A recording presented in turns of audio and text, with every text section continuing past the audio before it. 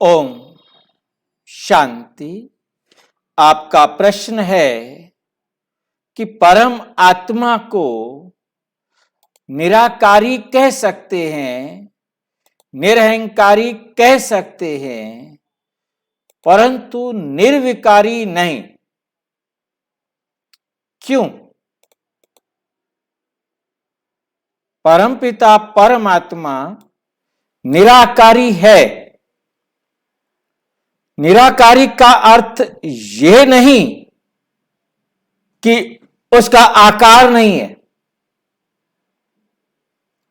परमपिता परमात्मा का आकार सूक्ष्म, अति सूक्ष्म ज्योति है। सूक्ष्म, अति सूक्ष्म ज्योति है, जिस आकार को हम बना नहीं सकते। तो इसका मतलब यह नहीं कि उसका आकार नहीं है। उसका आकार है, परंतु हम बनाने में असमर्थ हैं। यह हमारी असमर्थता है। आकार तो है ना उसका, हम नहीं बना सकते। इसका मतलब यह तो नहीं कि उसका आकार नहीं है। उसका आकार है, परंतु हम बनाने में असमर्थ हैं। अब हमारी असमर्थता ये तो नहीं कहती कि हम ये कहें कि उसका कोई आकार नहीं है। अभी हम देख रहे हैं कि बहुत छोटी सी लाइट टिमटिमाती हुई दिखाई है। यहां पर परमात्मा के लिए यहां हमने एक बहुत छोटी सी लाइट टिमटिमाती हुई दिखाई है, चैतन्यता दिखाने के लिए। वास्तव में यह उस परमपिता परमात्मा का रूप नहीं है, क्योंकि यह तो हमने बना दिया। परमात्मा सूक्ष्म, अति सूक्ष्म ज्योति बिंदु है, और बिंदु की परिभाषा ऐसी है, एक ऐसा चिन्ह जिसकी लंबाई, चौड़ाई, ऊंचाई ना हो।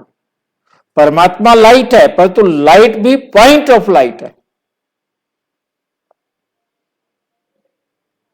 पॉइंट ऑफ लाइट को स्टार कहेंगे, परंतु ये जो दुनिया में स्टार्स हैं इनको तो हम देख सकते हैं, परंतु हम उस परम आत्मा को या आत्मा को हम इन आंखों से तो क्या, दुनिया के किसी भी सूक्ष्मदर्शी यंत्र से भी नहीं देख सकते।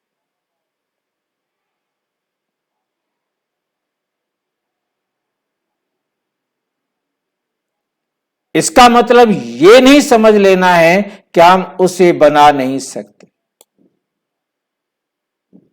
तो वो है ही नहीं। इस गलत फहमी के कारण उन्होंने कहा कि परमात्मा का कोई आकार नहीं है।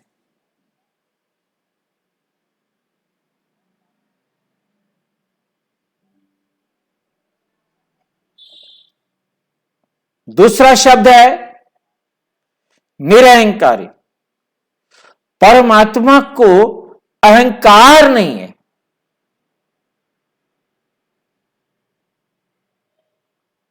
परमात्मा परम धाम से हम पतितों को पावन बनाने के लिए आते, और आकर हम बच्चों को नमस्ते करते।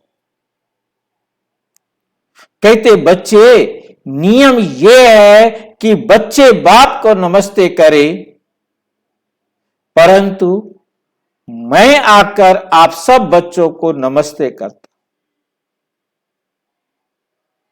मेरा शरीर तो है नहीं, मैं तो इस प्रजापिता ब्रह्मा के तन का आधार लेता हूं।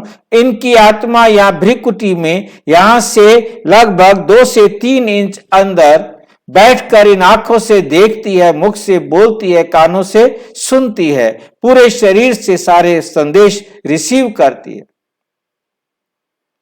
जहां इस ब्रह्मा बाबा की, प्रजापिता ब्रह्मा की आत्मा बैठकर इस शरीर को चला रही है, मैं उसके बाजू में आकर बैठता हूं।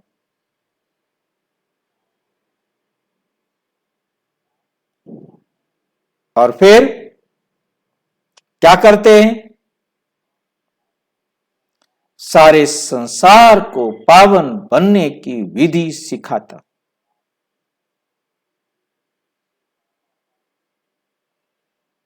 और मैं आऊं, किसी को पता कैसे लगेगा? मेरा तो कोई शरीर है नहीं। मैं आकर बच्चों को नमस्ते करता हूं,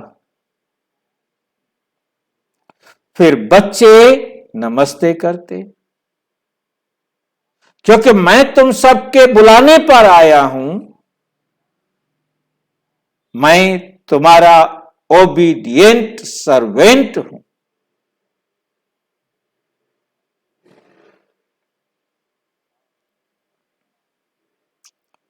कितना निरहंकारी!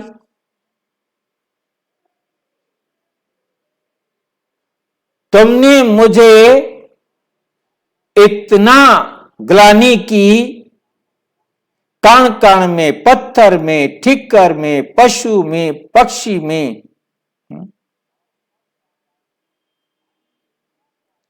फिर भी मैं आकर तुम सबको पावन बनाए घर ले जाता। मुझे निराकारी कह सकते हो, मुझे निरहंकारी कह सकते हो, परंतु मुझे निर्विकारी नहीं कह सकते। क्यों? क्योंकि मैं कभी देह को यूज नहीं करता, मैं अपने ज्ञान, गुण और शक्तियों को कभी क्षय नहीं करता, मैं विकारी ही नहीं बनता, तो फिर मुझे निर्विकारी बनने की जरूरत क्या है? जो विकारी बनेगा उसको निर्विकारी बनना पड़ेगा। तुम इस देह में आने के कारण विकारी बनते हो और फिर निर्विकारी बनते हो, परंतु मैं निर्विकारी बनने की जरूरत नहीं। विकारी बनूं तो मुझे निर्विकारी बनना पड़े, देह लूं तो मैं अपने गुण और शक्तियों को खर्च करूं। मेरे गुण और शक्तियां कभी क्षय को प्राप्त नहीं होती। यदि मैं भी अपने गुण और शक्तियों को क्षय करूं तो फिर कोई और चाहिए मुझे अपने गुण और शक्तियों को पुनः अपने जीवन में धारण करने के। तो मैं समझता हूं कि स्पष्ट हुआ होगा। फिर भी किसी प्रकार का कोई प्रश्न हो और कोई बात स्पष्ट ना हो रही हो तो अपने नजदीक के किसी भी प्रजापिता ब्रह्मा कुमारी ईश्वरीय विश्वविद्यालय से संपर्क करें। और यदि कोई प्रश्न हो तो 9213106986 पर केवल टेलीग्राम करें। 9650692270 पर केवल व्हाट्सएप करें, फोन नहीं। ओम शांति।